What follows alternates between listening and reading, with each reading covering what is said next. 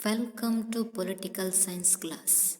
In the previous class, we had discussed about methods of election. ವಿದ್ಯಾರ್ಥಿಗಳೇ, ಕಳೆದಂತಹ ಒಂದು ಅವಧಿಯಲ್ಲಿ ಚುನಾವಣಾ ವಿಧಗಳ ಕುರಿತಾಗಿ ನಾವು ತಿಳಿದುಕೊಂಡಿದ್ದೇವೆ. Today we are going to discuss about elections commissions of India. ಇಂದಿನ ಒಂದು ಅವಧಿಯಲ್ಲಿ ಭಾರತದಲ್ಲಿ ಚುನಾವಣಾ ಆಯೋಗದ ಕುರಿತಾಗಿ ನಾವು ತಿಳಿಯೋಣ. In democratic system in India provides for impartial, free and fair elections. Bharat ಎನ್ನುವಂಥದ್ದು ಪ್ರಜಾಸತ್ತಾತ್ಮಕ ರಾಷ್ಟ್ರವಾಗಿದ್ದು ಇಲ್ಲಿ ನಾವು ನಿಷ್ಪಕ್ಷಪಾತವಾದಂತಹ ಮತ್ತು ಸ್ವತಂತ್ರ ಚುನಾವಣಾ ಆಯೋಗದ ಅವಶ್ಯಕತೆ ಇರುವಂಥದ್ದನ್ನು ನಾವು ನೋಡ್ಬೋದು. ಇಷ್ಟು the constitutions in made provisions for an independent statutory body called to in elections commission to conduct election in India. ಇದು ಚುನಾವಣೆಯನ್ನು ನಡೆಸುವಂಥ, ಹಾಗಿದ್ರೆ ಚುನಾವಣಾ ಆಯೋಗ ಅಂತಂದರೆ to the conduct in election, ಭಾರತದಲ್ಲಿ ಚುನಾವಣೆಗಳನ್ನು ನಡೆಸುವಂಥದ್ದನ್ನು ಇಲ್ಲಿ ನಾವು ನೋಡಬಹುದಾಗಿದೆ. ಯಾವ ರೀತಿಯಾಗಿ ಚುನಾವಣೆ ನಡೆಸಬೇಕು ಅನ್ನುವಂಥದ್ದನ್ನು ನಡೆಸುವಂಥ ಜವಾಬ್ದಾರಿ ಎನ್ನುವಂಥದ್ದು ಚುನಾವಣಾ ಆಯೋಗದ ಮೇಲೆ ಇರುವಂಥದ್ದು.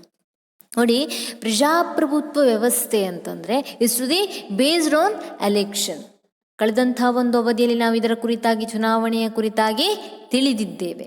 ಹಾಗಾಗಿ ಪ್ರಜಾಪ್ರಭುತ್ವ ವ್ಯವಸ್ಥೆ ಎಲ್ಲಿದೆಯೋ ಅಲ್ಲೆಲ್ಲ ಚುನಾವಣೆಗಳು ನಡೆಯುವಂಥದ್ದು ಅನಿವಾರ್ಯವಾಗಿರುವಂಥದ್ದನ್ನು ನಾವು ನೋಡ್ಬೋದಾಗಿದೆ. ಹಾಗಿದ್ರೆ ಈ ಚುನಾವಣೆಗಳನ್ನು ಹೇಗೆ ನಡೆಸಬೇಕು ಎನ್ನುವಂಥದ್ದನ್ನು ತಿಳಿಸಿ ಅದನ್ನು ನಡೆಸುವಂಥ ಸಂಪೂರ್ಣವಾದಂಥ ಜವಾಬ್ದಾರಿ ಎನ್ನುವಂಥದ್ದು ನೋಡಿಕೊಳ್ಳುವಂಥದ್ದು ಯಾರಪ್ಪ ಅಂತಂದರೆ ದಿ ಎಲೆಕ್ಷನ್ ಕಮಿಷನ್, ಭಾರತದ ಒಂದು ಚುನಾವಣಾ ಆಯೋಗ ಎನ್ನುವಂಥದ್ದು. ಇದರ ಒಂದು ರಚನೆಯ ಕುರಿತಾಗಿ ನಮ್ಮ ಸಂವಿಧಾನದಲ್ಲಿ ತಿಳಿಸಿರುವಂಥದ್ದನ್ನು ನಾವು ನೋಡ್ಬೋದು. ಇನ್ನು article 324 to 329 in part 15 deal with the compositions, powers and functions of election commission. ಸಂವಿಧಾನದ ವಿಧಿ 324ರಿಂದ 329ನೇ ವಿಧಿ ಎನ್ನುವಂಥದ್ದು ಭಾರತದಲ್ಲಿ ಚುನಾವಣಾ ಆಯೋಗದ ಕುರಿತಾಗಿ ತಿಳಿಸಿರುವಂಥದ್ದನ್ನು ನಾವು ನೋಡ್ಬೋದು. Election commission conduct in election to the office of the president, vice president, union parliament, legislature of state, union territories and local bodies. ಹಾಗಿದ್ರೆ ಚುನಾವಣೆಗಳನ್ನು ಎಲ್ಲೆಲ್ಲಿ ನಡೆಸುತ್ತೆ, ಯಾವುದಕ್ಕೆ ನಡೆಸುತ್ತೆ ಒಂದು ಚುನಾವಣಾ ಆಯೋಗ ಅನ್ನುವಂಥದ್ದನ್ನು ನಾವು ನೋಡ್ತಾ ಹೋದರೆ ರಾಷ್ಟ್ರಪತಿ ಚುನಾವಣೆ, ಉಪರಾಷ್ಟ್ರಪತಿಯ ಚುನಾವಣೆ, ಸಂಸತ್ತಿನ ಉಭಯ ಸದನದ ಚುನಾವಣೆ, ರಾಜ್ಯ ಶಾಸಕಾಂಗದ ಚುನಾವಣೆ, ಅದೇ ರೀತಿಯಾಗಿ ಕೇಂದ್ರಾಡಳಿತ ಪ್ರದೇಶ ಮತ್ತು ಸ್ಥಳೀಯ ಸರ್ಕಾರಗಳಿಗೆ ಚುನಾವಣೆಗಳನ್ನು ನಡೆಸುವಂಥ ಸಂಪೂರ್ಣವಾದಂಥ ಜವಾಬ್ದಾರಿ ಎನ್ನುವಂಥದ್ದು ಯಾವುದರ ಮೇಲೆ ಇರುತ್ತೆ? ಚುನಾವಣಾ ಆಯೋಗದ ಮೇಲೆ ಇರುವಂಥದ್ದನ್ನು ನಾವು ನೋಡ್ಬೋದು. ಇಡೀ ಭಾರತದಲ್ಲಿ ಚುನಾವಣೆಗಳನ್ನು ನಡೆಸುವಂತಹ free and conduct to free and fair election, ಮುಕ್ತವಾಗಿ ಮತ್ತು ನಿಷ್ಪಕ್ಷಪಾತವಾಗಿ ಚುನಾವಣೆಗಳನ್ನು ಇಡೀ ಭಾರತದಲ್ಲಿ ನಡೆಸುವಂಥ ಸಂಪೂರ್ಣವಾದಂತಹ ಜವಾಬ್ದಾರಿ ಎನ್ನುವಂಥದ್ದನ್ನು ಚುನಾವಣಾ ಆಯೋಗಕ್ಕೆ ನೀಡಿರುವಂಥದ್ದನ್ನು ನಾವು ನೋಡ್ಬೋದು. Next is the compositions of election commission. Compositions of election commission, ಚುನಾವಣಾ ಆಯೋಗದ ರಚನೆ. ಹಾಗಿದ್ರೆ ಈ ಚುನಾವಣಾ ಆಯೋಗ ಎನ್ನುವಂಥದ್ದು ಹೇಗೆ ರಚನೆಯಾಗಿದೆ ಅಂತ ನಾವು ನೋಡ್ತಾ ಹೋಗೋದಾದರೆ in article 324 provide for the office of the election commission of India. ಸಂವಿಧಾನದ ವಿಧಿ 324ರ ಪ್ರಕಾರವಾಗಿ ಸಂವಿಧಾನ ಆಯೋಗದ ರಚನೆಯ ಬಗ್ಗೆ ತಿಳಿಸಿಕೊಟ್ಟಿರುವಂಥದ್ದನ್ನು ನಾವು ನೋಡ್ಬೋದು. ಇಷ್ಟು the consist of the chief election commissioner and other election commissioner. ನೋಡಿ ಇಲ್ಲಿ, chief election commissioner and 2 other members are 2 other commissioner. ನೋಡಿ ಇಲ್ಲಿ ನಾವು ಇಲ್ಲಿ ಒಬ್ಬ ಮುಖ್ಯ ಚುನಾವಣಾ ಆಯುಕ್ತರನ್ನು ನಾವು ನೋಡ್ತೀವಿ. But in till 1993 it was single member body. Is to the later on it because a 3 members body during the Prime Minister of Sir P.V. Narasimha Rao. 1993ಕ್ಕಿಂತ ಮುಂಚೆ ಏಕಸದಸ್ಯ ಪೀಠ ಇತ್ತು. ಅಂದರೆ ಚುನಾವಣಾ ಆಯೋಗಕ್ಕೆ ಒಬ್ಬನೇ ಚುನಾವಣಾ ಆಯುಕ್ತ ಇರ್ತಾ ಇದ್ದ. ಅದರ ನಂತರ P.V. ನರಸಿಂಹರಾವ್ರವರು 1990ರಲ್ಲಿ ಪ್ರಧಾನಮಂತ್ರಿಗಳಾಗ್ತಾರೆ. ಪ್ರಧಾನಮಂತ್ರಿಗಳಾದ ನಂತರದಲ್ಲಿ 1993ರಲ್ಲಿ ಅವರು ಏನು ಮಾಡ್ತಾರೆ, 3 ಸದಸ್ಯ ಪೀಠವನ್ನು 3 ಚುನಾವಣಾ ಆಯುಕ್ತರು ಇರುವಂತಹ ಒಬ್ಬ ಮುಖ್ಯ ಚುನಾವಣಾ ಆಯುಕ್ತ, 2 ಇತರ ಚುನಾವಣಾ ಆಯುಕ್ತರಿರುವಂಥ ವ್ಯವಸ್ಥೆಯನ್ನು ಒಂದು ಚುನಾವಣಾ ಆಯೋಗಕ್ಕೆ ರಚನೆಗೆ ನೀಡಿರುವಂಥದ್ದನ್ನು ನಾವು ನೋಡ್ಬೋದು. At present chief commissioner in India Sunil Arora. ನೋಡಿ, ಈಗ ಇರುವಂಥ ಚುನಾವಣಾ ಆಯುಕ್ತರು ಯಾರಪ್ಪ ಅಂತ ಕೇಳಿದರೆ ಸುನಿಲ್ ಅರೋರಾ ಅವರು ಮುಖ್ಯ ಚುನಾವಣಾ ಆಯುಕ್ತರಾಗಿರುವಂಥದ್ದನ್ನು ಇಲ್ಲಿ ನಾವು ನೋಡಬಹುದಾಗಿದೆ. Next, appointment and removal. ನೇಮಕ ಮತ್ತು ಪದಚ್ಯುತಿ. ಯಾರ ನೇಮಕ? To the chief commissioner and 2 other commissioner. ಅಂದರೆ ಇಲ್ಲಿ ಮುಖ್ಯ ಚುನಾವಣಾ ಆಯುಕ್ತ ಮತ್ತು 2 ಇತರ ಆಯುಕ್ತರನ್ನು ಹೇಗೆ ನೇಮಕ ಮಾಡ್ತಾರೆ ಮತ್ತು ಅವರ ಪದಚ್ಯುತಿ ಹೇಗಾಗುತ್ತೆ ಎನ್ನುವಂಥದ್ದನ್ನು ನಾವು ನೋಡ್ತಾ ಹೋಗೋದಾದರೆ, in article 342/2 is a chief elections commissioner and other elections commissioners are appointed by the President of India on the advice of Union Cabinet. ನೋಡಿ ಇಲ್ಲಿ, ಸಚಿವ ಸಂಪುಟದ ಸಲಹೆಯ ಮೇರೆಗೆ, ಸಚಿವ ಸಂಪುಟ ಅಂತಂದರೆ ಮಂತ್ರಿಮಂಡಲ, ಪ್ರಧಾನಮಂತ್ರಿಯನ್ನೊಳಗೊಂಡಂತಹ ಮಂತ್ರಿಮಂಡಲದ ಸಲಹೆಯ ಮೇರೆಗೆ ರಾಷ್ಟ್ರಪತಿಗಳು ಮುಖ್ಯ ಚುನಾವಣಾ ಆಯುಕ್ತ ಮತ್ತು 2 ಇತರ ಚುನಾವಣಾ ಆಯುಕ್ತರನ್ನು ನೇಮಕ ಮಾಡುವಂಥದ್ದನ್ನು ಇಲ್ಲಿ ನಾವು ನೋಡ್ಬೋದು. ನೋಡಿ ಇಲ್ಲಿ, ಅಪಾಯಿಂಟ್ಮೆಂಟ್ ನೇಮಕಾತಿ ಅಧಿಕಾರ ಯಾರಿಗಿರುತ್ತೆ? ರಾಷ್ಟ್ರಪತಿ, ಟು ದಿ ಪ್ರೆಸಿಡೆಂಟ್. ರಾಷ್ಟ್ರಪತಿಗಳಿಗೆ ಇಲ್ಲಿ ನೇಮಕಾತಿಯ ಅಧಿಕಾರ ಇರುತ್ತೆ. ಆದರೆ ಅವರು ಓನಾಗಿ ಮಾಡ್ತಾರಾ? ಅವರಿಗೆ ಯಾರಿಗೆ ಮಾಡಬೇಕು ಅನಿಸುತ್ತೋ ಅವರಿಗೆ ಮಾಡ್ತಾರಾ? ಇಲ್ಲ. Is to the advice of union cabinet. ಕೇಂದ್ರ ಸಚಿವ ಸಂಪುಟದ ಸಲಹೆಯ ಮೇರೆಗೆ, ಅಂದರೆ ಪ್ರಧಾನಮಂತ್ರಿಗಳು ಮತ್ತು ಇತರ ಮಂತ್ರಿಗಳ ಸಲಹೆಯ ಮೇರೆಗೆ ರಾಷ್ಟ್ರಪತಿಗಳು ಚುನಾವಣಾ ಆಯುಕ್ತರನ್ನು ನೇಮಕ ಮಾಡುವಂಥದ್ದನ್ನು ಇಲ್ಲಿ ನಾವು ನೋಡ್ತೀವಿ. The term office in 6 years or till the attain the age of 65 years. ನೋಡಿ ಇಲ್ಲಿ, ಹಾಗಿದ್ರೆ ಒಮ್ಮೆ ನೇಮಕಗೊಂಡಂಥ ಆಯುಕ್ತರ ಅಧಿಕಾರ ಅವಧಿ ಎಷ್ಟು ಅಂತ ನಾವು ನೋಡ್ತಾ ಹೋಗೋದಾದರೆ 6 ವರ್ಷಗಳು, ಅಥವಾ ಆ 6 ವರ್ಷ ಕಂಪ್ಲೀಟ್ ಆಗೋಕ್ಕಿಂತ ಮುಂಚೆ ಅವರಿಗೆ 65 ವರ್ಷ ತುಂಬಿದರೆ ಅಂಥವರು ರಿಟೈರ್ಮೆಂಟ್, ಅಂದರೆ ಆ ಒಂದು ಸ್ಥಾನದಿಂದ ಕೆಳಗಿಳಿಯುವಂಥದ್ದನ್ನು ಇಲ್ಲಿ ನಾವು ನೋಡ್ಬೋದಾಗಿದೆ. ಅಂದರೆ ಅವರ ಅಧಿಕಾರಾವಧಿ ಮುಗಿಯುತ್ತೆ ಎನ್ನುವಂಥ ಒಂದು ರಿಟೈರ್ಮೆಂಟ್ ಏಜ್ ಅಂತ ಇರುತ್ತಲ್ಲ, ಆ ರೀತಿಯಾಗಿ. ಅಂದರೆ ಸಾಮಾನ್ಯವಾಗಿ ಈ ಒಂದು ಆಯುಕ್ತರ ಅಧಿಕಾರಾವಧಿ ಎಷ್ಟು ಅಂತ ನಾವು ಕೇಳಿದರೆ ಕಾಮನ್ ಆಗಿ 6 years 6 ವರ್ಷಗಳು ಅಂತ ನಾವು ಕರೀಬಹುದಾಗಿದೆ. ಇವರ ಅಧಿಕಾರಾವಧಿಯನ್ನು ಚೇಂಜ್ ಆಗ್ತಾ ಇರ್ಬೋದು. ಆ ಚೇಂಜ್ ಮಾಡುವಂಥ ರೈಟ್ಸ್ ಯಾರಿಗಿರುತ್ತಪ್ಪ ಅಂತಂದರೆ ಯೂನಿಯನ್ ಪಾರ್ಲಿಮೆಂಟ್, ಕೇಂದ್ರ ಸಂಸತ್ತಿಗೆ ಇವರ ಒಂದು ಅಧಿಕಾರ ಇರ್ಬೋದು ಅಥವಾ ಇವರ ಸ್ಯಾಲ್ರಿಗಳು ಇರ್ಬೋದು, ಇದೆಲ್ಲವನ್ನ ಚೇಂಜ್ ಮಾಡುವಂಥ, ಹೆಚ್ಚು ಮಾಡುವಂಥ ಅಥವಾ ಕಡಿಮೆ ಮಾಡುವಂಥ ಅಧಿಕಾರ ಎನ್ನುವಂಥದ್ದು ಕೇಂದ್ರ ಸಂಸತ್ತಿಗೆ ಇರುವಂಥದ್ದನ್ನು ನಾವು ನೋಡ್ತೀವಿ. ಇನ್ನು article 324(6) in makes say provisions for the salaries, allowances and other privileges to the chief elections commissioners. ಅಂದರೆ ಇವರು ಸರ್ವೋಚ್ಚ ನ್ಯಾಯಾಲಯದ ಅಂದರೆ ಸುಪ್ರೀಂ ಕೋರ್ಟಿನ ನ್ಯಾಯಾಧೀಶರಿಗೆ ಯಾವೆಲ್ಲ ಸವಲತ್ತುಗಳು ಬರುತ್ತೋ, ಅದೇ ರೀತಿಯಾಗಿ ಅವರಿಗೆ ಸ್ಯಾಲ್ರಿಗಳು ಎಷ್ಟು ಬರುತ್ತೋ ಅದೇ ರೀತಿಯಾದಂಥ ಪೊಸಿಷನನ್ನು ಇವರು ಹೊಂದಿರುವಂಥದ್ದಂದರೆ ಚೀಫ್ ಎಲೆಕ್ಷನ್ ಕಮಿಷನರ್ ಹೊಂದಿರುವಂಥದ್ದನ್ನು ನಾವು ನೋಡ್ಬೋದು.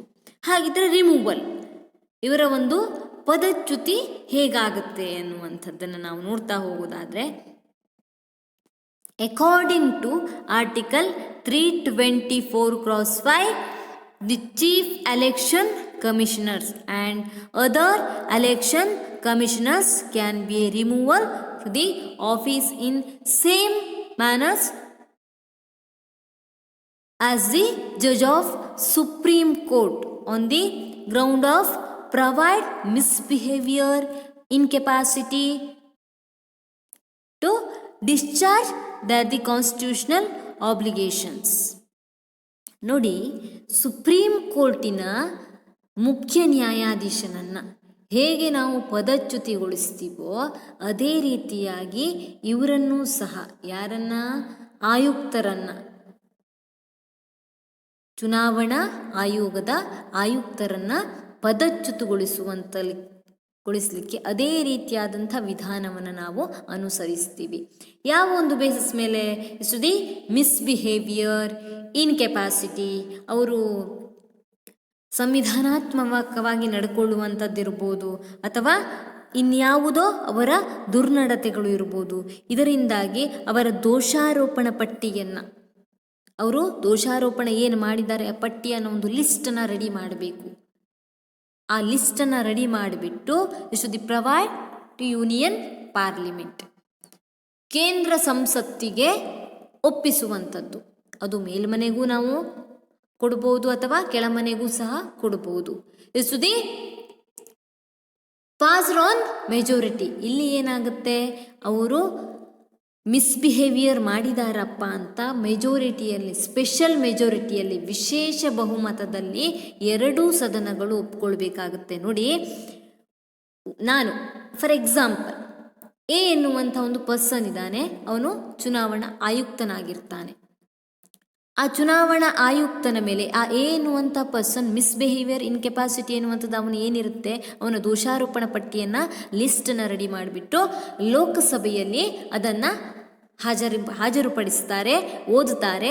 ಅದ ನಂತರದಲ್ಲಿ ಅಲ್ಲಿ ಬಹುಮತಕ್ಕೆ ಹಾಕ್ತಾರೆ. ಯಾರೆಲ್ಲ ಈ ಒಂದು ಎ ಎನ್ನುವಂಥ ಆಯುಕ್ತ ಎನ್ನುವಂಥವನು ತಪ್ಪು ಮಾಡಿದ್ದಾನೆ ಅಂತ ಕೇಳ್ತಾರೆ, ಅಲ್ಲಿ ಒಂದು 3/4% ಅಂದರೆ ಸ್ಪೆಷಲ್ ಮೆಜಾರಿಟಿ, 3/4% ಅಷ್ಟು ಜನರು ಏನು ಹೇಳ್ತಾರೆ, ತಪ್ಪು ಮಾಡಿದ್ದಾನೆ ಅಂತ ಹೇಳ್ತಾರೆ. ಅದಾದ ನಂತರದಲ್ಲಿ ಆ ಒಂದು ಲೋಕಸಭೆಯಲ್ಲಿ ಬಿಲ್ಲು ಪಾಸ್ ಆಗುತ್ತೆ, ಅಂದರೆ ಅವನು ತಪ್ಪು ಮಾಡಿದ್ದಾನೆ ಅಂತ ಒಪ್ಪುಕೊಳ್ತಾರೆ 3/4% ಅಷ್ಟು ಜನರು. ಅದನ್ನು ರಾಜ್ಯಸಭೆಗೆ ಕಳಿಸಿಕೊಡ್ತಾರೆ. ರಾಜ್ಯಸಭೆಯಲ್ಲೂ ಸಹ ಈ ಒಂದು ದೋಷಾರೋಪಣ ಪಟ್ಟಿಯನ್ನು ಓದುತ್ತಾರೆ. ಓದ ನಂತರದಲ್ಲಿ ಅಲ್ಲೂ ಸಹ ಈ ಎ ಎನ್ನುವಂಥ ಆಯುಕ್ತ ಅಥವಾ ಕಮಿಷನರ್ ತಪ್ಪು ಮಾಡಿದ್ದಾನೆ ಅಂತ ಒಂದು 3/4% ಸ್ಪೆಷಲ್ ಮೆಜಾರಿಟಿ, 2/3 ಮೆಜಾರಿಟಿ, 3/4% ಅಷ್ಟು ಜನರು ಒಪ್ಪುಕೊಳ್ತಾರೆ. ಆಗ ಇವನನ್ನು ರಿಮೂವ್ಗೊಳಿಸಲಾಗತ್ತೆ. ಒಂದು ವೇಳೆ ಲೋಕಸಭೆಯಲ್ಲಿ ಬಿಲ್ಲು ಪಾಸಾಗಿ ರಾಜ್ಯಸಭೆಯಲ್ಲಿ ಬಿದ್ದೋದ್ರೆ ಅದು ಎ ಪರ್ಸನ್ ತಪ್ಪು ಮಾಡಿದ್ದಾನೆ ಅಂತ ಆಗೋದಿಲ್ಲ. ಯಾಕಂತಂದರೆ ಒಂದು ಸದನದಲ್ಲಿ ಬಿಲ್ ಪಾಸ್ ಆದರೆ ಇನ್ನೊಂದು ಸದನದಲ್ಲಿ ಅದನ್ನು ರಿಜೆಕ್ಟ್ ಮಾಡ್ತಾರೆ. ಹಾಗಾಗಿ ಅವನು ಅಧಿಕಾರದಿಂದ ಕೆಳಗಿಳಿಯುವಂಥ ಅವಶ್ಯಕತೆ ಇಲ್ಲ. ಎರಡೂ ಸದನದಲ್ಲಿ ಬಿಲ್ ಪಾಸ್ ಆದರೆ ಅವನು ಅಧಿಕಾರದಿಂದ ಕೆಳಗಿಳಿಬೇಕಾಗತ್ತೆ. ಎಷ್ಟು ದಿ ನೇಮ್ಡ್ ಇನ್ ಇಂಪೀಚ್ಮೆಂಟ್. ಇದನ್ನೇ ನಾವೇನಂತ ಕರಿತೀವಿ, ಇಂಪೀಚ್ಮೆಂಟ್, ಮಹಾಭಿಯೋಗ ಅಂತ ಕರಿತೀವಿ. ಮಹಾಭಿಯೋಗದ ಮೂಲಕವಾಗಿ ಏನು ಮಾಡ್ತೀವಿ ನಾವು, ಈ ಒಂದು ಆಯುಕ್ತರನ್ನು ವಜಾಗೊಳಿಸುವಂತಹ ಅಧಿಕಾರ ಇರುವಂಥದ್ದನ್ನು ನಾವು ನೋಡ್ಬೋದಾಗಿದೆ. Next, powers and functions in election commission. ಹಾಗಿದ್ರೆ ಈ ಒಂದು ಚುನಾವಣಾ ಆಯೋಗದ ಅಧಿಕಾರ ಮತ್ತು ಕಾರ್ಯಗಳು ಏನೆಲ್ಲ ಇದೆ ಎನ್ನುವಂಥದ್ದನ್ನು ನಾವು ತಿಳಿಯೋಣ. ಅಧಿಕಾರ ಮತ್ತು ಕಾರ್ಯಗಳು. ಇನ್ article 324(1) in the election commission are provide to the power and functions. ನಮ್ಮ ಸಂವಿಧಾನದ ವಿಧಿ 324ರ ಪ್ರಕಾರವಾಗಿಯೇ ಭಾರತದ ಚುನಾವಣಾ ಆಯೋಗದ ಅಧಿಕಾರ ಮತ್ತು ಕಾರ್ಯಗಳ ಕುರಿತಾಗಿ ನಾವು ತಿಳ್ಕೊಂಡಿದ್ದೀವಿ. ಇಷ್ಟು ದಿ ಇಂಡಿಪೆಂಡೆನ್ಸ್ ಬಾಡಿ, ಇದನ್ನು ನಾವೇನಂತ ಕರಿತೀವಿ? ಸ್ವತಂತ್ರ ಆಯೋಗ ಅಥವಾ ಸ್ವತಂತ್ರ ಅಂಗ ಅಂತ ನಾವು ಕರಿತೀವಿ. ಯಾಕಪ್ಪ ಅಂತಂದರೆ ಇದರ ಒಂದು ಕಾರ್ಯದಲ್ಲಿ, ಚುನಾವಣಾ ಆಯೋಗದ ಕಾರ್ಯದಲ್ಲಿ ಯಾರೂ ಸಹ ಹಸ್ತಕ್ಷೇಪವನ್ನು ಮಾಡುವಂತಿಲ್ಲ. ಇದೊಂದು ಸ್ವತಂತ್ರ ಆಯೋಗವಾಗಿದ್ದು ಸ್ವತಂತ್ರವಾಗಿ ಕಾರ್ಯನಿರ್ವಹಿಸುವಂಥದ್ದು ಮತ್ತು ನಿಷ್ಪಕ್ಷಪಾತವಾಗಿ ಕಾರ್ಯನಿರ್ವಹಿಸುವಂಥದ್ದನ್ನು ಇಲ್ಲಿ ನಾವು ನೋಡ್ತೀವಿ. So first one, powers prepares electoral roll and its periodically revisions. ಅಂದರೆ ಇಲ್ಲಿ ಏನು ಮಾಡುವಂಥದ್ದು? ಮತದಾರರ ಪಟ್ಟಿಯನ್ನು ಸಿದ್ಧಪಡಿಸುವಂಥದ್ದು, ಪರಿಷ್ಕರಿಸುವಂಥದ್ದು, ಅದೇ ರೀತಿಯಾಗಿ ಪರಿಶೀಲಿಸಿ ಎಲ್ಲ ಕಾರ್ಯಗಳಿಗೆ ನಿರ್ದೇಶನವನ್ನು ನೀಡುವಂಥ ಕೆಲಸ. ನೋಡಿ, ಈ ವರ್ಷ ಯಾರಿಗೆಲ್ಲ 18 ವರ್ಷ ತುಂಬಿದೆ ಅವರಿಗೆ ಏನು ಕೊಡ್ತಾರೆ? To the provide to right to vote, ಮತದಾನದ ಅಧಿಕಾರವನ್ನು ಕೊಡ್ತಾರೆ. ಹಾಗಿದ್ರೆ ಆ ಮತದಾನ ಯಾರಿಗೆಲ್ಲ ಬಂದಿದೆ ಅಂತ ನೋಡಿ ಅದನ್ನು ಲಿಸ್ಟ್ ರೆಡಿ ಮಾಡಿ ಆ ಲಿಸ್ಟಲ್ಲಿ ಆ ಮತದಾರರ ಹೆಸರನ್ನು ನೋಂದಾಯಿಸುವಂಥ ಕೆಲಸ ಯಾರದ್ದು? ಎಲೆಕ್ಷನ್ ಕಮಿಷನ್ ಹೆಸರನ್ನು ನೋಂದಾಯಿಸುತ್ತೆ. ಅದೇ ರೀತಿಯಾಗಿ ಯಾರೆಲ್ಲ ಸತ್ತಿದ್ದಾರೆ, ಸತ್ತವರ ಹೆಸರನ್ನು ಆ ಒಂದು ಎಲೆಕ್ಷನ್ ಲಿಸ್ಟಿಂದ, ಆ ಒಂದು ಎಲೆಕ್ಷನ್ ಯಾವುದೊಂದು ಮತದಾರರ ಪಟ್ಟಿ ಇರುತ್ತಲ್ಲ, ಆ ಮತದಾರರ ಪಟ್ಟಿಯಿಂದ ಆ ಒಂದು ಹೆಸರನ್ನು ತೆಗೆದುಹಾಕುವಂಥ ಜವಾಬ್ದಾರಿ, ಅಧಿಕಾರ, ಹೊಣೆಗಾರಿಕೆ ಎನ್ನುವಂಥದ್ದು ಯಾರದ್ದಾಗಿರುತ್ತೆ? ಎಲೆಕ್ಷನ್ ಕಮಿಷನ್ದಾಗಿರುವಂಥದ್ದನ್ನು ನಾವು ನೋಡ್ತೀವಿ. Next, holds in elections to the participate state legislature and office of the president, vice president. ನೋಡಿ, ಚುನಾವಣೆ ಪಟ್ಟಿಯನ್ನು ಅಥವಾ ಮತದಾರರ ಪಟ್ಟಿಯನ್ನು ಸಿದ್ಧಪಡಿಸುತ್ತೆ, ಅದನ್ನು ಪರಿಶೀಲಿಸುತ್ತೆ, ಏನು ರಾಂಗ್ ಇದೆ, ಯಾವುದು ರೈಟ್ ಇದೆ ಎನ್ನುವಂಥದ್ದಂದರೆ ಮತದಾರರ ಪಟ್ಟಿಯಲ್ಲಿ ಹೆಸರು ಕರೆಕ್ಟ್ ಇದೆಯೋ, ಕರೆಕ್ಟ್ ಇಲ್ವೋ, ಅಥವಾ ಬೇರಾವುದೋ ದೇಶದವರು ನಮ್ಮ ಒಂದು ಭಾರತದ ಪೌರತ್ವವನ್ನು ತಗೊಂಡ್ಬಿಟ್ಟಿದ್ದಾರೋ ಎನ್ನುವಂಥದ್ದನ್ನೆಲ್ಲ ಎಲ್ಲವನ್ನ ಸೂಕ್ಷ್ಮವಾಗಿ ಪರಿಶೀಲಿಸುವುದರ ಜೊತೆಗೆ ಹೊಸದಾಗಿ ಹೆಸರನ್ನು ನೋಂದಾಯಿಸುವ ಮತ್ತು ಮತದಾರರ ಪಟ್ಟಿಯಿಂದ ಮರಣ ಹೊಂದಿದವರ ಹೆಸರನ್ನು ಮತದಾರರ ಪಟ್ಟಿಯಿಂದ ತೆಗೆದುಹಾಕುವಂಥ ಜವಾಬ್ದಾರಿ ಇದೆ. ಅದರ ಜೊತೆಗೆ ದಿ ಕಂಡಕ್ಟ್ ಎಲೆಕ್ಷನ್, ಚುನಾವಣೆಗಳನ್ನು ನಡೆಸುತ್ತೆ. ಯಾವುದೆಲ್ಲ ಚುನಾವಣೆಗಳನ್ನು ನಡೆಸುತ್ತೆ? ಕೇಂದ್ರ ಸಂಸತ್ತು ಅಂದರೆ union parliament, Lok Sabha and Rajya Sabha. ಲೋಕಸಭೆಗೆ ಚುನಾವಣೆಗಳನ್ನು ನಡೆಸುವಂಥದ್ದು ಮತ್ತು ರಾಜ್ಯಸಭೆಗೆ ಚುನಾವಣೆಗಳನ್ನು ನಡೆಸುವಂಥದ್ದು. ಅದೇ ರೀತಿಯಾಗಿ ಸ್ಟೇಟ್ ಲೆಜಿಸ್ಲೇಚರ್, ವಿಧಾನಸಭೆ ಮತ್ತು ವಿಧಾನ ಪರಿಷತ್ಗಳ ಚುನಾವಣೆಯನ್ನು ನಡೆಸುವಂಥದ್ದು.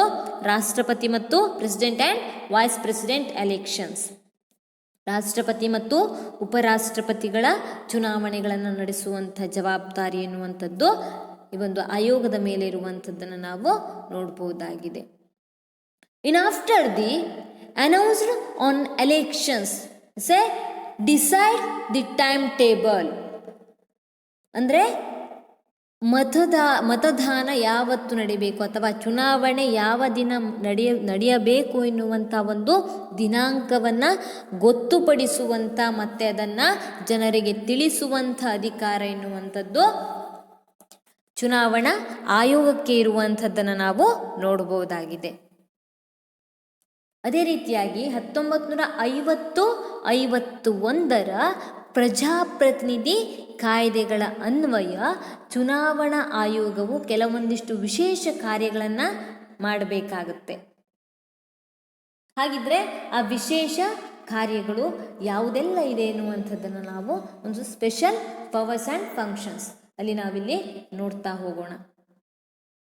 ರಾಜ್ಯ ಮತ್ತು ಕೇಂದ್ರಾಡಳಿತ ಪ್ರದೇಶಗಳಿಗೆ ಮುಖ್ಯ ಚುನಾವಣಾ ಅಧಿಕಾರಿಗಳನ್ನು ನೇಮಕ ಮಾಡುವಂಥ ಹೆಸರು. ನೇಮಕ ಮಾಡುವಂಥದ್ದು ಪ್ರೆಸಿಡೆಂಟ್, ಬಟ್ ಹೆಸರನ್ನು ಸೂಚಿಸುವಂಥ ಅಧಿಕಾರ ಎನ್ನುವಂಥದ್ದು ಇಲ್ಲಿ ಚುನಾವಣಾ ಆಯೋಗಕ್ಕೆ ಇರುವಂಥದ್ದನ್ನು ನಾವಿಲ್ಲಿ ನೋಡಬಹುದಾಗಿದೆ. It conduct by elections to the vacant seats. So conduct by elections to vacant seats. By election ಅಂತಂದರೆ ಏನು ಅಂತ ನೀವು ಆಲ್ರೆಡಿ ತಿಳ್ಕೊಂಡಿದ್ದೀರಾ. ಚುನಾವಣೆಗಳನ್ನು ನಡೆಸುವಂತಹ ಅಧಿಕಾರ ಎನ್ನುವಂಥದ್ದು ಚುನಾವಣಾ ಆಯೋಗಕ್ಕೆ ಇರುತ್ತೆ. ಸೊ ಬೈ ಎಲೆಕ್ಷನ್ ಅಂದರೆ ಏನಾಗಿರುತ್ತೆ, ಅಲ್ಲಿ MLA ಆರ್ MP ಎನ್ನುವಂಥವ್ರು ಏನಾಗಿರ್ತಾರೆ, ಡೆತ್ ಆರ್ ಇನ್ಕೆಪಾಸಿಟಿ ಅಂದರೆ ಅವರದು ಪದಚ್ಯುತಿಗೊಂಡಿರ್ತಾರೆ ಅಂದರೆ ಅಥವಾ ಅದು ಮರಣ ಹೊಂದಿದ್ದರಿಂದಾಗಿ ಆ ಒಂದು ಸೀಟ್ ಖಾಲಿಯಾಗಿರುತ್ತೆ. ಆ ಒಂದು ಸ್ಥಾನಕ್ಕೆ, ಆ ಒಂದು ಕ್ಷೇತ್ರಕ್ಕೆ ವಿತಿನ್ 6 ಮಂತ್ 6 ತಿಂಗಳ ಒಳಗಾಗಿ ಚುನಾವಣೆಯನ್ನು ನಡೆಸುವಂಥ ಜವಾಬ್ದಾರಿ ಎನ್ನುವಂಥದ್ದು ಯಾವುದರ ಮೇಲೆ ಇರುತ್ತೆ, ಚುನಾವಣಾ ಆಯೋಗದ ಮೇಲೆ ಇರುವಂಥದ್ದನ್ನು ನಾವು ನೋಡ್ಬೋದು. It grants recommendations to the political parties and national and state level parties. ಚುನಾವಣೆಗಳನ್ನು ನಡೆಸಲು ಅಗತ್ಯವಾದಂಥ ಸಿಬ್ಬಂದಿಗಳನ್ನು ನೇಮಕ ಮಾಡುವುದರ ಜೊತೆಗೆ ಇಲ್ಲಿ ರಾಷ್ಟ್ರೀಯ ಪಕ್ಷ ಯಾವುದು ಮತ್ತು ರಾಜ್ಯ ಪಕ್ಷ ಯಾವುದು ಎನ್ನುವಂಥದ್ದು, ಪ್ರಾದೇಶಿಕ ಪಕ್ಷ ಯಾವುದು ಎನ್ನುವಂಥದ್ದನ್ನು ತಿಳಿಸುವಂಥ ಅಧಿಕಾರ ಎನ್ನುವಂಥದ್ದು ಯಾರಿಗೆ ಇರುವಂಥದ್ದನ್ನು ನಾವು ನೋಡ್ಬೋದು, ಎಲೆಕ್ಷನ್ ಕಮಿಷನ್ಗೆ, ಚುನಾವಣಾ ಆಯೋಗಕ್ಕೆ ಇರುವಂಥದ್ದನ್ನು ನಾವು ನೋಡ್ಬೋದು. ಅದೇ ರೀತಿಯಾಗಿ ಮತ್ತೆ ಎಲೆಕ್ಷನ್ ಟೈಮಲ್ಲಿ ಏನಾಗುತ್ತೆ, ಎಲೆಕ್ಷನ್ ನಡೆಸಬೇಕಂತಂದ್ರೆ ಯಾರು ಬೇಕಾಗಿರ್ತಾರೆ, ಸ್ಟಾಫ್ ಮೆಂಬರ್ಸ್ ಅಲ್ವಾ, ಅಲ್ಲಿ ಸಿಬ್ಬಂದಿಗಳು ಬೇಕಾಗಿರುತ್ತೆ. ಆ ಸಿಬ್ಬಂದಿಗಳನ್ನು ನೇಮಕ ಮಾಡುವಂಥದ್ದು ಅಥವಾ ಪ್ರೊವೈಡ್ ಮಾಡುವಂಥದ್ದು, ಸಿಬ್ಬಂದಿಗಳನ್ನು ನೀಡುವಂಥ ಅಧಿಕಾರ ಅಥವಾ ಜವಾಬ್ದಾರಿ ಎನ್ನುವಂಥದ್ದು ಯಾವುದರ ಮೇಲೆ ಇರುತ್ತೆ, ಚುನಾವಣಾ ಆಯೋಗಕ್ಕೆ ಇರುವಂಥದ್ದನ್ನು ನಾವು ನೋಡ್ಬೋದು. ನ್ಯಾಷನಲ್ ಪಾರ್ಟೀಸ್ಗಳು ಇರ್ಬೋದು, ಸ್ಟೇಟ್ ಪಾರ್ಟೀಸ್ಗಳು ಇರ್ಬೋದು, ರಾಷ್ಟ್ರೀಯ ಪಕ್ಷ ಇರ್ಬೋದು ಅಥವಾ ರಾಜ್ಯ ಪಕ್ಷಗಳು ಇರ್ಬೋದು, ಈ ಎಲ್ಲ ಪಕ್ಷಗಳು ಇರುತ್ತೆ. ಅಥವಾ ಇಂಡಿಪೆಂಡೆಂಟ್ ಕ್ಯಾಂಡಿಡೇಟ್ ನಿಂತಿರ್ತಾರೆ ಎಲೆಕ್ಷನ್ಸಲ್ಲಿ, ಅವರಿಗೆಲ್ಲ ಒಂದು ಸಿಂಬಾಲ್ಗಳು ಇರುತ್ತೆ, ಚಿಹ್ನೆಗಳು ಇರುತ್ತೆ. ಆ ಚಿಹ್ನೆಗಳನ್ನು ಕೊಡುವಂಥವ್ರು ಯಾರಾಗಿರ್ತಾರೆ, ಇವರೇ ಯಾರು, ಚುನಾವಣಾ ಆಯೋಗ ಆಗಿರುವಂಥದ್ದನ್ನು ನಾವಿಲ್ಲಿ ನೋಡ್ಬೋದಾಗಿದೆ. Same way in according to election to the act in 2000 ಕಾಯ್ದೆಯ ಅನ್ವಯವಾಗಿ for national party is based on, ಹಾಗಿದ್ರೆ national party and regional parties, national party and regional party ಅಂತ ನಾವು ಡಿವೈಡ್ ಮಾಡ್ತೀವಿ. ಯಾವ ಬೇಸಿಸ್ ಮೇಲೆ ಡಿವಿಷನನ್ನು ಮಾಡಿದ್ದೀವಿ ಅಂತ ನೋಡೋದಾದರೆ, is 6% of costed valid vote in 4 or more seats in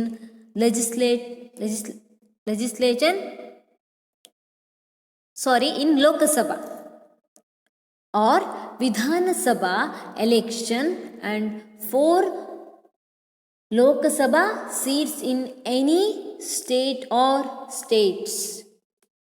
ಮತ್ತೊಮ್ಮೆ ಹೇಳ್ತೀನಿ ಕೇಳಿ, is 6% of casted valid votes in 4 or more states in Lok Sabha or Vidhan Sabha in elections and 4 Lok Sabha seats in any state or states. ನೋಡಿ ಇಲ್ಲಿ ಲೋಕಸಭೆ ಅಥವಾ ವಿಧಾನಸಭಾ ಚುನಾವಣೆಯಲ್ಲಿ, state legislature, assembly or Lok Sabha election ಚುನಾವಣೆಯಲ್ಲಿ 4ಕ್ಕಿಂತ ಹೆಚ್ಚಿನ ರಾಜ್ಯಗಳಲ್ಲಿ, for example Tamil Nadu, Karnataka, Maharashtra, Andhra Pradesh, 4ಕ್ಕಿಂತ ಹೆಚ್ಚಿನ ರಾಜ್ಯಗಳಲ್ಲಿ 6% ಅಂದರೆ ಈಗ ಟೋಟಲಿಯಾಗಿ ಒಂದು 70% ವೋಟಿಂಗ್ ಆಗಿದೆ ಅಂತಂದರೆ ಅಲ್ಲಿ 6% ವೋಟ್ ಎನ್ನುವಂಥದ್ದು ಆ ಒಂದು ಪಾರ್ಟಿಗೆ, ಎ ಎನ್ನುವಂಥ ಪಾರ್ಟಿಗೆ ಬಿದ್ದಿರಬೇಕಾಗುತ್ತೆ. ಬಿದ್ದರೆ ಅದನ್ನು ನಾವು ಯಾವ ಪಾರ್ಟಿ ಅಂತ ಕರಿತೀವಿ, ನ್ಯಾಷನಲ್ ಪಾರ್ಟಿ, ರಾಷ್ಟ್ರೀಯ ಪಕ್ಷ ಅಂತ ನಾವು ಕರಿತೀವಿ. ಅದರ ಜೊತೆಗೆ ಏನಾಗಿರಬೇಕು, ಲೋಕಸಭಾ ಸ್ಥಾನಗಳನ್ನು, 4 ಲೋಕಸಭಾ ಸ್ಥಾನಗಳನ್ನು ಅದು ವಿನ್ ಆಗಿರಬೇಕು. ಒಂದೇ ರಾಜ್ಯದಲ್ಲಿ 4 ಲೋಕಸಭಾ ಸೀಟನ್ನು ಪಡ್ಕೊಂಡ್ರು ಓಕೆ, ಬೇರೆ ಬೇರೆ ರಾಜ್ಯದಲ್ಲಿ 4 ಲೋಕಸಭಾ ಸ್ಥಾನವನ್ನು ಪಡ್ಕೊಂಡ್ರು ಸಹ ಆಗತ್ತೆ. ಅದೇ ರೀತಿಯಾಗಿ ಮತ್ತೊಂದು ಸಹ ಕ್ವಾಲಿಫಿಕೇಶನ್ ಇರಬೇಕು, ಅಥವಾ or minimum 2% Lok Sabha seats in 3 states. Minimum 2% Lok Sabha seats in 3 state. 3 ರಾಜ್ಯಗಳಲ್ಲಿ ಕನಿಷ್ಠ 2% ಲೋಕಸಭಾ ಸ್ಥಾನಗಳನ್ನು ಪಡೆದಿರಬೇಕಾಗುತ್ತೆ. 3 ರಾಜ್ಯಗಳಲ್ಲಿ, ಯಾವುದಾದ್ರೂ 3 ರಾಜ್ಯಗಳಲ್ಲಿ 2%. ಫಾರ್ ಎಕ್ಸಾಂಪಲ್, ಒಂದು 10 ಸೀಟ್ ಇದೆ, ಅಷ್ಟೇ, ಕಡಿಮೆ ಇರೋದಿಲ್ಲ, ನಾನು ಎಕ್ಸಾಂಪಲಿಗೋಸ್ಕರ ಹೇಳ್ತಾ ಇದ್ದೀನಿ. ಒಂದು 10 ಸೀಟ್ ಇದೆ ಅಂತಂದರೆ ಅಲ್ಲಿ 3 ರಾಜ್ಯಗಳಲ್ಲಿ ಕನಿಷ್ಠ 2 ಸ್ಥಾನಗಳನ್ನು ಆ ಒಂದು ಪಾರ್ಟಿ ಗಳಿಸಿದರೆ ಅದನ್ನು ನಾವು ಯಾವ ಪಾರ್ಟಿ ಅಂತ ಕನ್ಸಿಡರ್ ಮಾಡ್ತೀವಿ? ದಿ ನ್ಯಾಷನಲ್ ಪಾರ್ಟಿ, ರಾಷ್ಟ್ರೀಯ ಪಕ್ಷ ಅಂತ ಕನ್ಸಿಡರ್ ಮಾಡ್ತೀವಿ. ಫಾರ್ ರೀಜನಲ್ ಪಾರ್ಟಿ, ಹಾಗಿದ್ರೆ ರೀಜನಲ್ ಪಾರ್ಟಿ ಅಂತ ಹೇಗೆ ಕರಿತೀವಿ? The 6% of valid in Lok Sabha or Vidhan Sabha elections from the state and 2 Vidhan Sabha seats. ನೋಡಿ, ಇಲ್ಲಿ ರಾಜ್ಯದಲ್ಲಿ ಲೋಕಸಭೆ ಮತ್ತು ವಿಧಾನಸಭಾ ಚುನಾವಣೆಯಲ್ಲಿ 6% ಊರ್ಜಿತ ಮತವನ್ನು ಆ ಒಂದು ಪಾರ್ಟಿ ಗಳಿಸಿದರೆ, ಒಟ್ಟು ಮತದಾನ ಆದಂತಹ ಮತದಾನದಲ್ಲಿ 6% ಮತವನ್ನು ಆ ಒಂದು ಪಾರ್ಟಿ ಗಳಿಸಿರಬೇಕು. ಆದಾಗ ಮಾತ್ರ ಅದನ್ನು ನಾವೇನಂತ ಕರಿತೀವಿ? ರೀಜನಲ್ ಪಾರ್ಟಿ ಅಥವಾ ಪ್ರಾದೇಶಿಕ ಪಕ್ಷ ಅಂತ ಕರೆಯುವಂಥದ್ದನ್ನು ಇಲ್ಲಿ ನಾವು ನೋಡ್ಬೋದಾಗಿದೆ. Or in 3% seats of total Vidhan Sabha seats in the states or success in 3 seats. ರಾಜ್ಯದ ಒಟ್ಟು ವಿಧಾನಸಭಾ ಸ್ಥಾನದಲ್ಲಿ, ರಾಜ್ಯದ ಒಟ್ಟು ವಿಧಾನಸಭಾ ಸ್ಥಾನದಲ್ಲಿ 3% ಸ್ಥಾನವನ್ನು ಮತ್ತು ಕನಿಷ್ಠ 3 ಸ್ಥಾನವನ್ನು ಗೆದ್ದಿರಬೇಕಾಗತ್ತೆ. 3% ಮತದಾನವನ್ನು ಅಥವಾ 3% ಸ್ಥಾನವನ್ನು ಗಳಿಸಿರಬೇಕು ಮತ್ತು 3 ಸ್ಥಾನಗಳನ್ನು, ಕನಿಷ್ಠ 3 ಸ್ಥಾನಗಳನ್ನು ಗೆದ್ದಿದ್ರೆ ಅದನ್ನು ನಾವು ಪ್ರಾದೇಶಿಕ ಪಕ್ಷಗಳು ಅಂತ ಕರೆಯುವಂಥದ್ದನ್ನು ನಾವು ನೋಡಬಹುದಾಗಿದೆ. Next, it scrutinize to the nominations papers. ಶಾಸನ ಸಭೆ ಸದಸ್ಯರ ಅರ್ಹತೆಯ ಬಗ್ಗೆ ರಾಜ್ಯಪಾಲರು ಮತ್ತು ರಾಷ್ಟ್ರಪತಿಗಳಿಗೆ ಸಲಹೆಯನ್ನು ನೀಡುವಂಥದ್ದನ್ನು ಇಲ್ಲಿ ನಾವು ನೋಡ್ಬೋದಾಗಿದೆ. ಅಂದರೆ ನಾಮಿನೇಷನ್ ಫೈಲ್ ಮಾಡಲಿಕ್ಕೆ ಯಾರೆಲ್ಲ ಅಭ್ಯರ್ಥಿಗಳು ಇರಬೇಕು ಎನ್ನುವಂಥದ್ದನ್ನು ಹೇಳಿರುವಂಥದ್ದನ್ನು ಇಲ್ಲಿ ನಾವು ನೋಡ್ಬೋದಾಗಿದೆ. ಯಾವೆಲ್ಲ ಅಭ್ಯರ್ಥಿಗಳು ಅರ್ಹರು ಎನ್ನುವಂಥದ್ದನ್ನು ಹೇಳಬೇಕಾಗತ್ತೆ. Next, it allots symbols to the political parties and independence candidate. So ಆಗ ಹೇಳಿದ ಹಾಗೆ ಇಲ್ಲಿ ಏನಾಗುವಂಥದ್ದು, ಇಂಡಿಪೆಂಡೆನ್ಸ್ ಕ್ಯಾಂಡಿಡೇಟ್ಗಳಿಗೆ ಅಥವಾ ಪಕ್ಷಗಳಿಗೆ, ಇತರ ಪಕ್ಷಗಳಿಗೆ ಸಿಂಬಾಲ್ಸ್ಗಳನ್ನು, ಚಿಹ್ನೆಗಳನ್ನು ನೀಡುವಂಥ ಅಧಿಕಾರ ಮತ್ತು ಕಾರ್ಯ ಎನ್ನುವಂಥದ್ದು ಆಯೋಗಕ್ಕೆ, ಚುನಾವಣಾ ಆಯೋಗಕ್ಕೆ ಇರುವಂಥದ್ದನ್ನು ನಾವು ನೋಡ್ತೀವಿ. It appoints officers and other staff members to the conduct elections and make necessary to arrangements. ಭಾರತದ ಚುನಾವಣಾ ಆಯೋಗ ಎನ್ನುವಂಥದ್ದು ಏನಾಗಿರುತ್ತೆ, ಸ್ಟಾಫ್ ಮೆಂಬರ್ಸ್ಗಳನ್ನು, ಸಿಬ್ಬಂದಿಗಳನ್ನು ಈ ಒಂದು ಚುನಾವಣೆಗೆ ನೇಮಕ ಮಾಡುವಂಥ ಅಧಿಕಾರವನ್ನು ಹೊಂದಿರುವಂಥದ್ದನ್ನು ಇಲ್ಲಿ ನಾವು ನೋಡಬಹುದಾಗಿದೆ. It can order for repoll in any constituency and any polling booth. ಚುನಾವಣೆಗೆ ಸಂಬಂಧಿಸಿದ ಯಾವುದೇ ರೀತಿಯ ವಿವಾದಗಳನ್ನು, ವಿಚಾರಣೆಯನ್ನು ನಡೆಸುವಂಥ ಅಧಿಕಾರ ಮತ್ತು ಆ ಒಂದು ನಡೆದಂಥ ಸ್ಥಳಗಳಿಗೆ ವೀಕ್ಷಕರನ್ನು ಕಳುಹಿಸುವಂಥದ್ದು. ಏನಾದರೂ ಗಲಾಟೆಗಳಾದಂಥ ಸಂದರ್ಭದಲ್ಲಿ ಅಥವಾ ಗಲಾಟೆಗಳು ಆಗದಂತೆ ನೋಡಿಕೊಳ್ಳಿಕ್ಕೆ ಸಿಬ್ಬಂದಿಗಳು ಅಥವಾ ಪೊಲೀಸರು ಅಥವಾ ವೀಕ್ಷಕರನ್ನು ಕಳುಹಿಸಿಕೊಡುವಂಥ ಒಂದು ಸಂಹಿತೆಯನ್ನು ಅಥವಾ ಚುನಾವಣಾ ನೀತಿ ಸಂಹಿತೆಯನ್ನು ರಚಿಸುವಂಥ ಅಧಿಕಾರ ಎನ್ನುವಂಥದ್ದು ಇಲ್ಲಿ ಚುನಾವಣಾ ಆಯೋಗಕ್ಕೆ ಇರುವಂಥದ್ದನ್ನು ನಾವು ನೋಡಬಹುದಾಗಿದೆ. The president R the government acts the advice to the elections commission at the of the time of disqualifications of the members of the house. ಅಂದರೆ ಇಲ್ಲಿ ಏನಾಗಿರುವಂಥದ್ದು, ಭಾರತ ಚುನಾವಣಾ ಆಯೋಗ ಎನ್ನುವಂಥದ್ದು ಶಿಫಾರಸು ಮಾಡುತ್ತೆ ಸಂಸತ್ತಿನ ಚುನಾವಣೆ ನಡೆಸಲು ರಾಜ್ಯದಲ್ಲಿ ರಾಜ್ಯಪಾಲರು ಪ್ರಕಟಣೆ ಮಾಡಬೇಕು. ಅದೇ ರೀತಿಯಾಗಿ ದೇಶದಲ್ಲಿ ರಾಷ್ಟ್ರಪತಿಗಳು ಪ್ರಕಟವನ್ನು ಮಾಡ್ತಾರೆ. ಅದರ ಜೊತೆಗೆ ಯಾರೆಲ್ಲ ಸಂಸತ್ತಿನ ಮಿಸ್ಕೆಪಾಸಿಟಿ ಅಂದರೆ ಅನರ್ಹರು, ಯಾರೆಲ್ಲ ಅನರ್ಹರು ಎನ್ನುವಂಥದ್ದನ್ನು ತಿಳಿಸಿಕೊಡುವಂಥ ಅಧಿಕಾರ ಎನ್ನುವಂಥದ್ದು ಅಥವಾ ಚುನಾವಣೆಗೆ ಯಾರು ನಿಲ್ಲಲಿಕ್ಕೆ ಅನರ್ಹರು ಎನ್ನುವಂಥದ್ದನ್ನು ತಿಳಿಸಿಕೊಡುವಂಥ ಅಧಿಕಾರ ಎನ್ನುವಂಥದ್ದು ಇಲ್ಲಿ ಚುನಾವಣಾ ಆಯೋಗಕ್ಕೆ ಇರುವಂಥದ್ದನ್ನು ನಾವು ನೋಡ್ತೀವಿ. It confirm to the code of conduct for the candidates and political parties in election expense ಅಂದರೆ submission account after the election. ಇಲ್ಲಿ ನೋಡಿ, ಚುನಾವಣೆಗೆ ಯಾರೆಲ್ಲ ನಿಲ್ತಾರೆ ಅವರು ಡೆಪಾಸಿಟ್ಗಳನ್ನು ಇಡಬೇಕಾಗುತ್ತೆ. ಅವರಿಗೆ ಒಂದಿಷ್ಟು ಅರ್ಹತೆಗಳು ಇರಬೇಕಾಗಿರುವಂಥದ್ದು ಅವಶ್ಯಕವಾಗಿರುತ್ತೆ. ಆ ಅರ್ಹತೆಗಳನ್ನು ಲಿಸ್ಟನ್ನು ರೆಡಿ ಮಾಡುವಂಥದ್ದನ್ನು ಇಲ್ಲಿ ಚುನಾವಣಾ ಆಯೋಗ ವಹಿಸಿಕೊಂಡಿರುವಂಥದ್ದನ್ನು ನಾವು ನೋಡ್ತೀವಿ. As per the responsible to the elections commissions, ಎಲ್ಲ ಜವಾಬ್ದಾರಿ ಎನ್ನುವಂಥದ್ದು ಇಲ್ಲಿ ಚುನಾವಣಾ ಆಯೋಗದ ಮೇಲೆ ಇರುವಂಥದ್ದನ್ನು ನಾವು ನೋಡ್ತೀವಿ.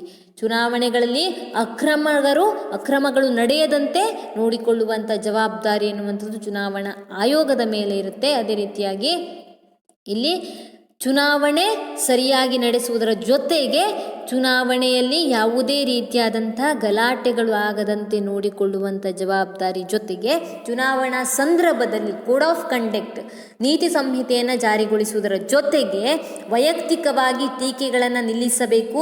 ಅದರ ಜೊತೆಗೆ ಪೂಜಾ ಸ್ಥಳಗಳಲ್ಲಿ ಕೆಲವೊಂದಿಷ್ಟು ರಾಜಕೀಯ ಲೆಕ್ಕಾಚಾರಗಳು ನಡೆಯದಂತೆ ನೋಡಿಕೊಳ್ಳಬೇಕು. ಅನುಮತಿ ಇಲ್ಲದೆ ಬ್ಯಾನರ್ಗಳು ಇರ್ಬೋದು ಅಥವಾ ಇನ್ಯಾವುದೋ ಗೋಡೆ ಬರಹಗಳನ್ನು ಆ ಒಂದು ಮನೆಯ ಎದುರುಗಡೆ ಇರ್ಬೋದು ಅಥವಾ ಅಂಗಡಿಗಳಲ್ಲಿ ಇರಬಹುದು ಪರ್ಮಿಷನ್ ಇಲ್ಲದೆ ಹಾಕುವಂಥದ್ದನ್ನು ನಿಷೇಧವನ್ನು ಮಾಡಿರುವಂಥದ್ದನ್ನು ನಾವು ನೋಡ್ತೀವಿ. ಅದು ಸಹ ನಿಷೇಧ ಮಾಡಿರುವಂಥದ್ದು ಚುನಾವಣಾ ಆಯೋಗ ಆಗಿರುವಂಥದ್ದನ್ನು ನಾವು ನೋಡ್ತೀವಿ. ಅದೇ ನಂತರ ಚುನಾವಣೆಗಳನ್ನು ನಡೆದ ನಂತರ